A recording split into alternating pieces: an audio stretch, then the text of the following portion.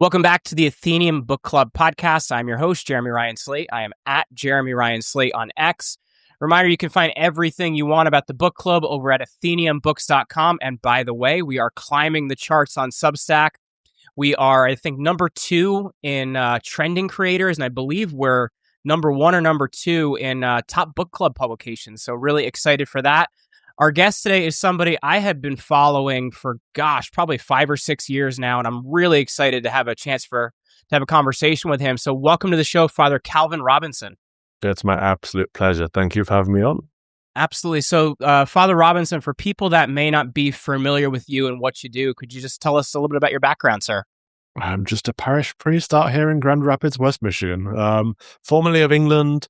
Back when I was there, I had a TV and radio show called Calvin's Common Sense Crusade, where we looked at current events from a Christian perspective. In fact, I'm relaunching that very soon out here online. And I'm known for a number of debates. One in particular is the Oxford Union debate against the Church of England, 3 bishops from the Church of England who are arguing for same-sex marriage in the church, in which I argued that is impossible under a Christian context.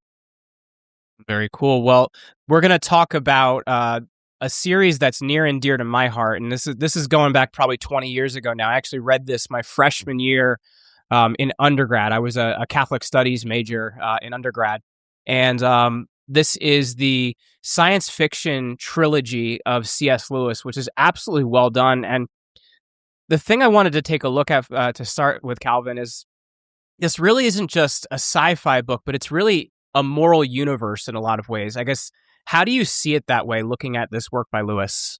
Yeah, firstly, just to say, most of these collections, which are great collections of C.S. Lewis, they're fantastic, but they never come with the science fiction trilogy, or as it's colloquially known as the Ransom trilogy. So if you haven't seen it yet, this is one of the latest prints of it. Oh, fantastic cool. series. And you're right, Jeremy. I have the individual prints that have the similar binding to those, but they're on my shelf over there. I also have the individual prints just because it's easier to take them on holiday and read them. This is, you can't read a big, great. This contains all 3, but it's nice on the shelves. It is a moral. It's almost like a size of a combined work of Gibbon here. Nice. But it's a social commentary, essentially, is what it is. And well, particularly the third one. I don't know if you want to go through these in order or how you want to approach it, but we'll get to that. We'll get to that a little bit later. Okay. The flow I really want to follow here is kind of first starting with laying out what the book is, take a little bit of a look at Lewis and his world, and then we'll kind of really get into the book and its themes. But I guess just as a primer here, do we see this as something where he's kind of commenting on the moral universe as well, and not just being science fiction? Yes, yeah, he's commenting on the moral universe. He's giving an outline of the Christian faith. He's talking about creation, and not just the creation that we live in, but the creation we could have lived in if we hadn't, if there wasn't original sin. He's commenting on so the bigger picture, but also on the smaller picture, on the day-to-day mundane life of being a creature in creation. And so it's macro and micro at the same time, which is differs between all 3 books, but that's what I suppose makes it very special. It's a commentary on our world, on the world, and on us in the world. So I guess looking at when Lewis is writing this book, who is Lewis at the time he writes this book? Because he does have a number of changes in his own life, including his faith journey. So who is Lewis at the time that he writes this series? Yeah, that's a good question. Just yesterday, I was with Bishop Simon's daughter. Bishop Simon is, of course, C.S. Lewis's chaplain, one of his closest confidants, and bishop in the Church I was of England. very good friends with his estate manager for a number of years that passed away actually during the pandemic. Absolutely. But who is he? I think he's your typical Englishman, your typical Oxford fellow. People paint him as a theologian. People paint him as a philosopher. I think he's both of those and neither of those. He's just, if he was born today, he'd be on the podcast with you, Jeremy, having a chit chat about other people's works. Like, this is what the Inklings were, right? I've sat in the pubs in Oxford and Cambridge where they've actually sketched their names. They used to sit around talking about the faith, talking about the world, putting the world to rights. And this, and in fact, all of his writings are an attempt of doing that, of outlining what it means to be a Christian and how we contribute to advancing the kingdom. So I guess when we look at this, he does have a conversion in his life. Where, I guess, in his kind of life journey does this work fit as it relates to his conversion? I don't know. I just always assumed that he was already a Christian when he wrote this. Okay, well, let's talk about his friendship with Tolkien then as well. So back in 2009, actually, I did a program at New College, and I got to spend some time, many a night, with the priest I was hanging out with in the Eagle and Child, which is the pub that he used to hang out with Tolkien in. So let's talk a bit about that relationship with Tolkien. What was that like, and how do you believe that influenced his worldview and his writing? Well, the brothers in arms, but also brothers in Christ eventually. And part of that ongoing dialogue is the ecumenism of the modern church. It's that we have to recognize Christ in each other, despite the fallen nature, not just of man, but of the visible church. Particularly in England, where post English Reformation, there is not just a church, but churches, which is a problem because Christ instituted one church. And we live in a world post-emancipation where there's an established church and there's the Catholic Church. And so it used to be a case that there was just the Church in England, and then it became the Church of England, and now also the Catholic Church and the Church of England. And what does that mean for a Christian, just for an average layman who's trying to be faithful to Jesus Christ and his bride? Well, it's complicated, and it's played out through the relationship of C.S. Lewis and J.R. Tolkien, in that one was a member of the established state church and one was a member of the Roman Catholic Church, but they were able to see Christ in each other. Of course, there was a lot of critiquing, a lot of challenge, and a lot of commentary back and forth, but essentially they recognized each other as Christians. And I think that's important because we kind of get puritanical and we can be a bit purist about these things of our recognition of the church is the only acceptable recognition of the church, when actually we should be looking back to what the church fathers taught and how Christ formed and instituted his church and the sacraments, rather than what we believe them to be. But why I stress that is because people often say things like, well, obviously C.S. Lewis is a great theologian. If he'd lived longer, he would have converted to the Catholic faith. And I genuinely do not believe that, because Tolkien was one of his closest friends who was a Catholic. And they had many conversations about Catholicism and Anglicanism and just Christianity in general. In fact, one of the reasons he published Mere Christianity, right? And so I truly believe that he was called to serve where he served. And that book in particular, I know it's not the one we're talking about, but is one that's helped many people come to faith. And it has led many people to the Catholic Church and to the Anglican Church. But the point is that it wasn't about, well, if he'd have lived longer, he would have ticked the boxes that I think people needed to tick. It was about, he was trying his best to be a faithful Christian in a fallen environment with a messy church. And we can all relate to that to some degree, I hope. Yeah. No, I definitely think, especially now, we can relate to that, because religious lines have been a bit of a pushback in a lot of different ways in our modern world, where at the same time, I think we should just be, getting closer to what was the mission of Christ. I think we've kind of fallen away from that in some ways. But I guess kind of looking at that worldview of Lewis and also who he was, what things do you see him, in this work as pushing back on to what was his modern world? Well, particularly in the final of the three books, he's pushing back on the world as we see it. Because it literally could have been written today. Like when you read, it's been a while since I've read it now, but the last time I read it, it was like this. He's describing the world that we're living in, and people who've read it will be familiar with the term "nice." But you could have, if you wrote it today, you would have used big tech or big pharma, right? In modern colloquialisms, it's just this idea of big industry of it doesn't matter. It's not a critique of capitalism as much as it is communism. It's just about how we kind of make idols of things that we shouldn't be making of. It's the pursuit of money being the root of all evil. It's you can only have one God, and if you don't worship the one true living God, you will create other gods and or become a god yourself in your own mind. And it's addressing that. It's addressing how do we navigate that, not as someone who's a saint, not someone who's holier than thou, but also not someone who's demonic and depraved, but someone who's just an ordinary fellow. Like, I mean, the protagonist in the third book is just a regular Oxford man. I found him quite boring, to be honest, because I know so many people exactly like him from my time in Oxford. As a character, he didn't stand out to me, but that's the exact point of it, because he is just your everyman.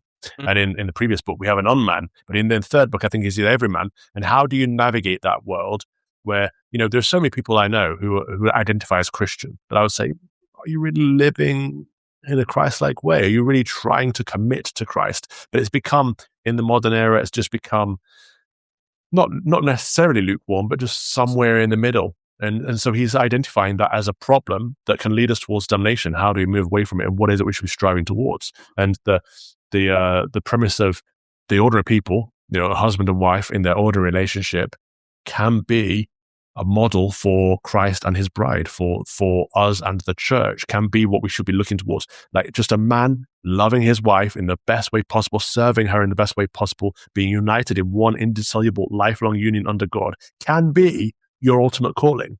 It's not about becoming rich, famous. It's not about becoming renowned as the best scientist or anything else. It's about, how do you become the best at what you are called to be and fulfill that vocation by lessing of yourself and giving more of yourself, but being filled with that divine will. How do you do that? And it is ultimately a science fiction trilogy, but do you see it in some ways as pushing back on the idea of modern science? Oh, yeah, of course. Yeah, absolutely. Again, all three of these books touch on that, but particularly the third book, because it's basically, just to give a brief premise, a science company essentially takes over what is really Oxford, and this is through demonic influence, and it's about trying to subvert God's creation. And so it's quite literally pushing back against science. But all three of these books touch on it. It's like the first two are, the first one is about a journey to Mars, which again could have been written today with Elon Musk and the SpaceX program, right? And it's about, why are we doing that? What is our objective? What are our motivations on space travel? Not to say that space travel is necessarily good or bad, whether it's possible or not, but what is the purpose behind it? Why are we doing what we're doing? Are we doing it for the great glory of God? Are we doing it for the glory of ourselves? And Ransom, in the protagonist in the first couple of books, is in the first book, he is essentially being used as a slave to trade with aliens by people who are academics and scientists who want to advance their own personal causes. They're chasing the god of Mammon. It's the story as old as the Bible, and they're not trying to advance the human cause. They're not trying to advance anything other than themselves. They're not trying to glorify anything other than themselves. And we learn through this series the law of angels and demons and good versus evil and God and his creation. But it's all intertwined in this journey of, how do we be men, really, truly? So I guess when we look at that, I want to take a look kind of now, as we have this primer here, at like the major themes of the book, the series of books. And I guess just first off, for people that may not know the titles, what are the titles of these three books, and what's kind of the I guess, you mentioned kind of an overview of what the story is, but I'd like to take a little bit of more of a look at, what the actual story of the books are. Right. So Out of the Silent Planet, Perilendra, and That Hideous Strength. Out of the Silent Planet is is space travel, and it is bad men going to Mars to exploit whatever they can find or whoever they can find, and the person they take with them. And it's about, whilst they're doing that, we as the reader learn that all planets have a connection to the spiritual realm, that the tangible world, or world in the broader sense, not the planet Earth, but the world, the environment that we are in, has a very close connection to the spiritual realm, in that angels and demons, or angels and fallen angels, are interacting with creation still, as they have always been, but on a way that we can perceive. And the part of the premise of that first book is that we on Earth have been slightly disconnected from the spiritual realm because of, I think they call him the bent one, Lucifer, the fallen angel. One of the angels assigned to our planet turned bad. As you know, C.S. Lewis's links to Christianity aren't always orthodox, and he's not teaching the Christian faith. It's a analogy he talks through similes. He doesn't try to spell it out. He tries to rhyme with it, and then throughout the second book we learn that actually we are not the only creation, in the sense of when we fell from the Garden of Eden, God tried it again on another planet, right? And there's another Garden of Eden that hasn't been corrupted and that is still pure. And people, Ransom, our protagonist, manages to travel to that planet, and someone who's been under the influence of Satan also travels to that planet. And one of the best scenes in the entire series for me is when there's a new Eve on a new Eden, and man is having a conversation with her, and Satan is also trying to corrupt her to ruin that new Eden and that new Eve in the way that he ruined our Eden and our Eve, as the serpent whispered in the ear of Eve and convinced her to eat of the tree of the fruit of knowledge of good and evil. So something similar is happening on the. So of course this isn't Christian, this isn't our theology, but this is Lewis experimenting with what would it be like if modern man was there in the Garden of Eden? How would we react? Or how could there be a take two of this? And so this man, our protagonist, is speaking to Eve, and the devil is also talking to her through unman and trying to corrupt her. And what this great scene for me is when the enemy doesn't sleep, so he can just be manipulating her, convincing her, and corrupting her all day, all night. He doesn't tire, whereas man does. So man gets tired, which means he has to sleep, which means he also gets frustrated and irritable and hungry, and he cannot focus as much as the enemy, because the enemy is unrelenting. And he keeps trying to win over Eve with reason. And we are often, as modern man, this is what we want to do. We want to win people over to our faith with reason. But reason is a part of truth. Reason isn't the whole truth. That's a problem we often, post-enlightenment, get stuck in, that we can reason our way into and out of everything. We can't. And Satan's not using reason. Satan is just going on and on and on and bombarding Eve, or new Eve. And so man is continuously trying to reason with her, but also reason against Satan. And God gives, in his wisdom, a word to man saying, stop it. It's like, enough. And man's like, what do you mean? It continues and tries to debate with the enemy and persuade Eve. And God's like, enough. And man continues. And then for a third time, God says, enough. You cannot reason with the enemy. You cannot reason with evil. Good must crush evil. And essentially, the man has to kill the devil. He has to kill the demon, exorcise him. And that was like, that's a moment that stood out for me, because so often, especially in my line of work, when I used to debate for a living pretty much, we constantly want to win people over with the best arguments, the best rhetoric. As a preacher, you want to have great rhetoric, but it's not all about that. Faith is not all about that. Good has to supersede evil. And sometimes we have to crush evil. We cannot engage with it on good terms, in good faith. We have to wipe it out sometimes. So I guess when we look at kind of the major themes of this series, then, do we think that Lewis is trying to basically talk about the idea of morality being built into the universe? Do you see it that way? Or how would you look at his kind of moral purview? I don't know about morality being built into the universe. I think morality is built into our conscience. Our conscience is our connection to everything that's good. So God imprinted knowledge of himself on our hearts. We know that he exists and he loves us. We know we're called to love him.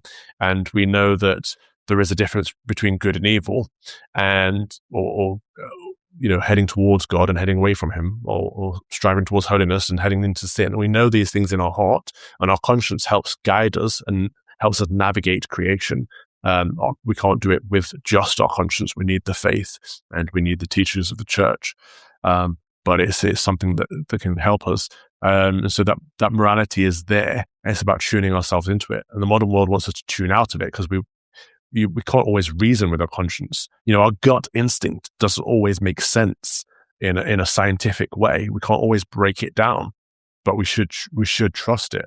One example I often use is the number of women in the West who I've heard say things like, I thought he looked suspicious, but I couldn't put my finger on it. I didn't want to be seen as racist, or I didn't want to, be one of those people. And so I just ignored it. And then they get abused, raped, or hurt in some way. And they couldn't articulate what it was about the person, but they knew on some level deep down that they had to avoid that person, but they ignored that gut instinct. And because the world around them tells them to, because they have to fall in line with the way the world looks. And, you don't want to be seen as this, that, or the other, rather than trusting a guide that God has given us. So our gut instincts and our conscience are there to help us navigate this corrupt environment, but they can't be trusted on their own. We have to trust them through the faith in Jesus Christ and in God, the Father, and through the inspiration of the Holy Spirit. And C.S. Lewis's work isn't saying that there's a morality inbuilt in the universe. He's saying that God is morality, God is good, and God is everywhere. The spiritual realm is everywhere, and we have to trust our connection to him and trust him and try and tap into that spiritual realm. The veil between the tangible world and the spiritual realm is for me one of the biggest parts of this series. The third book in the series in particular, people say it's very the links to Arthur and Merlin, and it's very ancient English in the mythology. But a lot of that for me is we used to know that we used to believe in things like magic, right? We used to know there was spiritual things that we couldn't actually articulate, we couldn't understand, but we understood that the world was bigger than what we can see, smell, touch, with our senses. We've lost a lot of that. Mm-hmm. And the pagans have it now. So people who tell you about star signs and all that kind of stuff. But we also always known through ancient civilizations that there's a spiritual realm we can tap into. All of the ancient civilizations had some understanding of the stars to navigate the world by and to build according to on great scale that even today we struggle with because we've lost a lot of it. And it's all we kind of worship science. Science has become a god post-Enlightenment in the West in particular. And that's a lot of what he's writing about here. Our over-reliance on science, our under-reliance on spirit, on the spiritual realm, and the fact that we used to have a knowledge, not just in ancient England as he writes about, but in the ancient world, of there being more to what we can perceive. So I want to talk about the science part in just a second, but I want to get back to your point about the stars, because I think it's a really good one, especially in the ancient world. So my background is my master's is in the Roman Empire and the study of Augustus basically creating a divine cult around himself. And one of the key things he actually uses, because people in that world really understood it, is there's a comet going across the sky on the day that they're naming Julius Caesar Divus Julius or Divine Julius. He uses that comet to basically show others that's the soul of Caesar going to take his place with the gods, in order to, basically convince others, well, if he's divine and I'm his, adopted great nephew, then I also must be divine. So I think it is a story as old as time a lot of times. Oh, yeah, absolutely. And lots of ancient civilizations used the stars to measure distance, to measure time, to predict events, and also to, we get into astrology and astronomy and the crossover between the two. So we can measure things by the stars, but we can also assume things by the stars. And that's when we hit and leave science and enter paganism. But there's something about it. There's an idea that there is a truth that we should know exists, but shouldn't be tempted to try to manipulate, if that makes sense. No, that absolutely makes sense. And I guess, kind of looking at the conversation we were just having on science, how does Lewis see the difference between scientism and science? Like, what does he see that difference as? Oh, I don't know. I personally, I would suggest that science leads to scientism. Just with anything, when it becomes an obsession with that thing, we make an idol of that thing, and it becomes our religion. There's nothing wrong with science per se. And people often say, "Well, do you believe in faith or science?" And like that shows an ignorance of what these things are. Like the faith teaches us about the world, about creation, about ourselves, about God. Science teaches us those things too. But science is just how to measure those things. It's more the what, whereas the faith is the why, and those things are all connected. And we used to understand that the church, most of the big breakthroughs in science were Christians, were Catholics. The church was at the forefront of science for a long time. It's, again, I keep hinting to the Enlightenment, but that was kind of the milestone where things shifted, where reason began to become worshipped over God.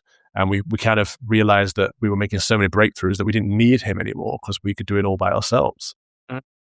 It's interesting because there does become that, even with Galileo and with others, this push-pull between science and the church. And I think, science really, and I'm trying to remember if it's in Thomas More or Thomas Aquinas and his Proofs of God. I think it's in that where he talks about the idea of those things actually prove the existence of God in a lot of ways. And I think we've kind of gotten away from that. Yeah. Aquinas writes on this quite extensively, on that we can use reason to find God, and we can use science to find God because he is in all things, he is everywhere. But I think we shouldn't rely on those things. It is the differentiation. There's a lot of misunderstanding about, you mentioned Galileo, there's a lot of misunderstanding about that period of history in the church too. The people think that the church was trying to suppress knowledge. I think what the church was teaching is that with knowledge, we also need wisdom, and we have to be careful not to get ahead of ourselves and run away with these ideas. Living in the West in 2026, I kind of think that perhaps the Amish, or the Amish, however you pronounce it, have got things more right than we do. There's some idea of moderation, right? That not all innovation is inherently good, and giving it a time, because the test of time is important to work out if things can be used for good or if they're always going to lead towards bad. I carry I'm using my smartphone as a camera right now, otherwise I'd hold it up, but I carry my smartphone around with me pretty much all the time, and I use it to Google things or to grok things and post things on social media. I'm using it as a tool, but at some point that tool takes over. Like we tend to make idols of these things, and it's like, is it the first thing you reach for in the morning? Is it the last thing you look at before you go to sleep?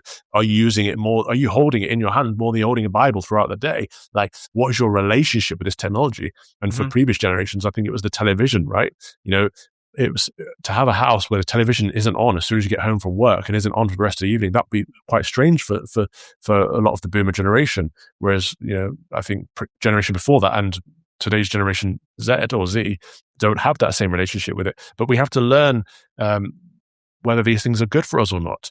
I think social media is a great example. It's harmful for most people, especially young people. I don't think any child should be on social media. I don't think there's anything good to be gained from it for a child. For an adult, you can make your own decisions, and parents should be parenting better. But there's that relationship between what has been created, and because we've created it, it must therefore be good because we are good. And I don't think that's true. I think the truth is that everything that God created is good, and we as people have the capacity to make it not good any longer or less good. So when we look at Ransom as a hero, is it correct to see him as an unheroic hero, or how should we view him?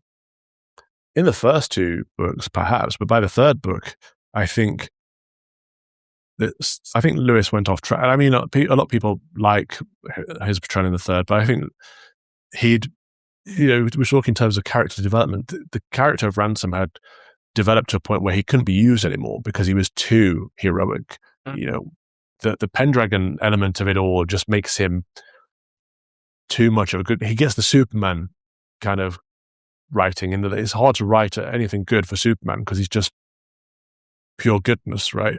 And you have to have some corruption there to develop and to work through.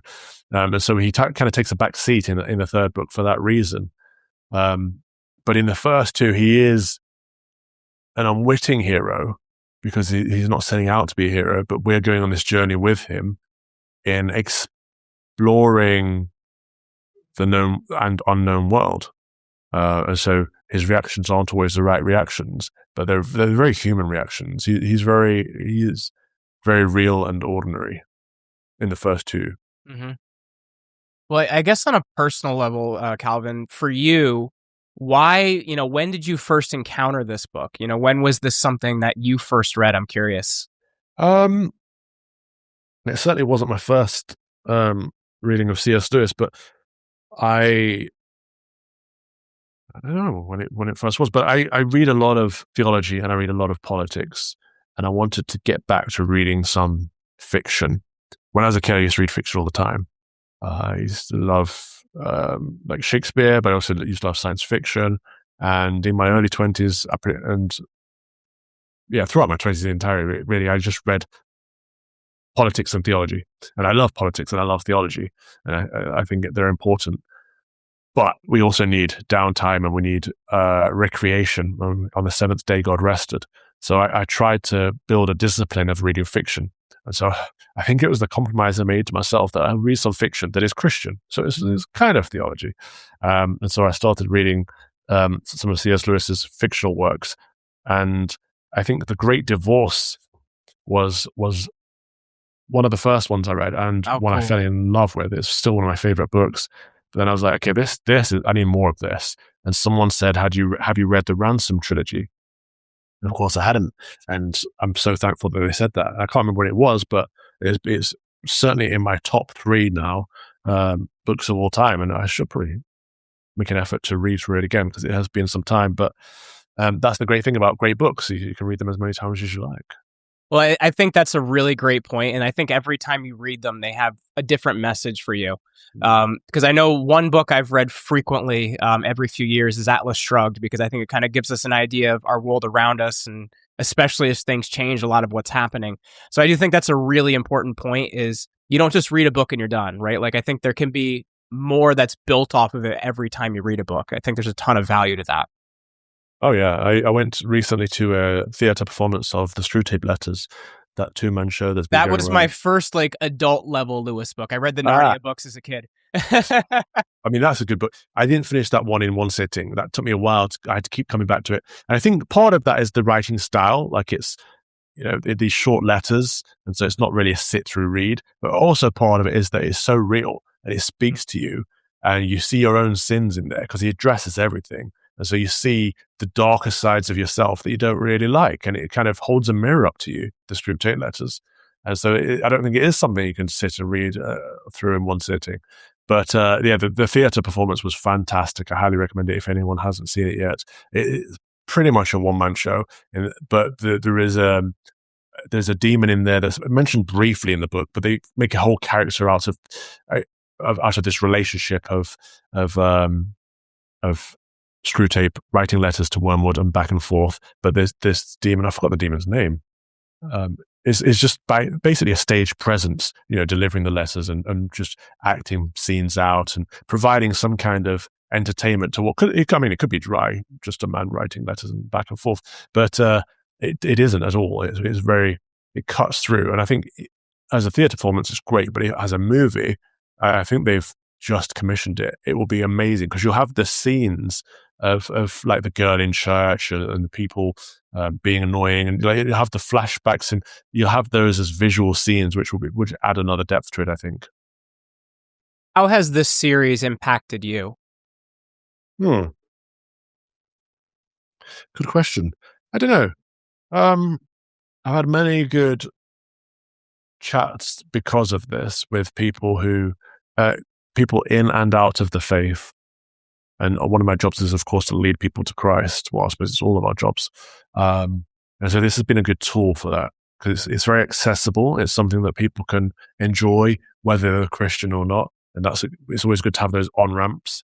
I worked in technology before I was a priest, and I understand that world, and I have a certain love for that world.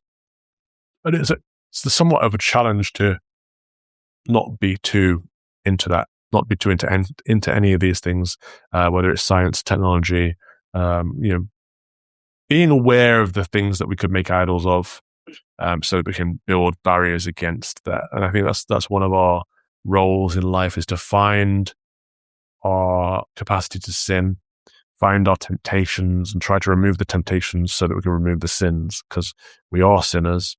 We all have that concupiscence, but we need to work towards becoming holy. We need to work to becoming saints because we want to be in heaven with our Lord and Savior.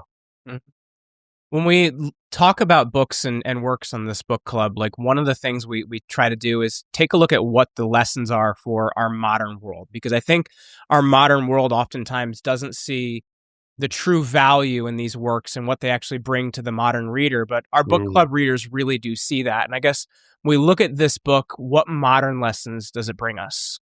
Well, in the hideous strength in particular, the it does away with the expectation that the Antichrist is going to become this is going to be this great big political magnanimous character, and that the end times is going to be like some great big spiritual war, and it takes away that Hollywood kind of bombastic idea that we all kind of somehow imagine in our minds, and it reminds you that evil is mundane, ordinary, and everywhere, and that the devil is in the detail, quite literally, and that the way that we're manipulated as people by politicians, by the mainstream media, isn't like great big lies. It's lots of small lies and lots of twists of the truth and half lies, because half truths make lies easy to sell. It's a reminder of the nitty gritty that we need to be aware of,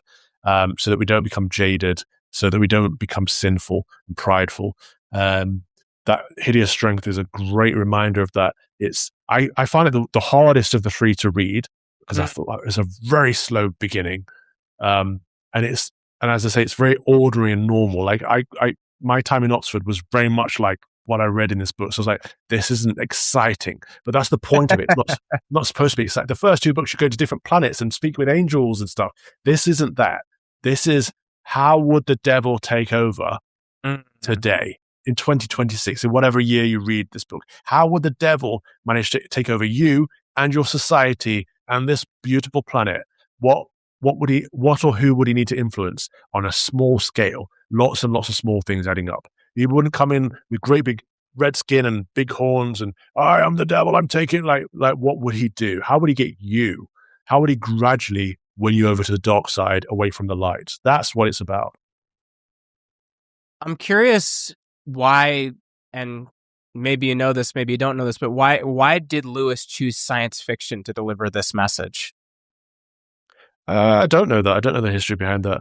I do find it interesting that obviously Tolkien chose fantasy and Lewis chose science fiction, although he has got his fantasy series too. And I think the Narnia series is, again, right up there in the top 10 series of all time. Absolutely fantastic. It's the first book series that I bought my niece when she was born, actually. Um, but yeah, I'm glad he did, because sci-fi takes a bit of a beating. It's, the elitist, the snobs of the literary world tend to look down their noses on science fiction. I've always loved science fiction. I Mhm. think it's more relatable than fantasy today, and partly because of the reasons I talked about earlier, because we've disconnected so much from the spiritual realm that we don't necessarily recognize mystery and spirituality as much as we do science these days. We live in a scientific world, so science fiction speaks to us on a level that maybe fantasy doesn't always these days. When we look at approaching this book as a reader, is there any recommendations you would make to someone before they read this series? Is there a certain way they should read this series, or what recommendations would you make? No, I don't think I would. Certainly just grab the series, give them a read. You don't need to have read anything previously. You don't need to be a Christian. You don't need anything. Just pick them up, give them a read, and they'll speak to you in some way, shape, or form. But on the topic of reading C.S. Lewis, I think the number one book I recommend everyone read is Mere Christianity. I cannot recommend that book enough, because it's just the opening journey to getting people to recognize that there is truth, beauty, and goodness in the world, and his name is Jesus Christ. But for entertainment and for a bit of understanding of the broadness of that faith, the Science Trilogy, the Ransom Trilogy, is a good place to be. Very cool. Well, Father Robinson, I really appreciate you taking out some time today for us. For people that want to follow your work or check out more of what you're doing, how should they connect with you? How should they follow you? Sure, I'm Calvin Robinson on most social media platforms, whether it's X or Facebook or Instagram. And I'm launching my Common Sense Crusade again very soon. You can check that out. It'll be linked on my X, but calvinrobinson.com is the best place to find me. So thank you. Very cool. And to those of you out there watching, this has been the Athenium Book Club. Our guest has been Father Calvin Robinson. Reminder to like this video, leave us a comment, and smash that subscribe button. If you are listening to the audio version, please give us a subscribe, leave us a review on Apple Podcasts because it does help more people to find out about this show. And we'll catch you guys on the next one. Have a great day.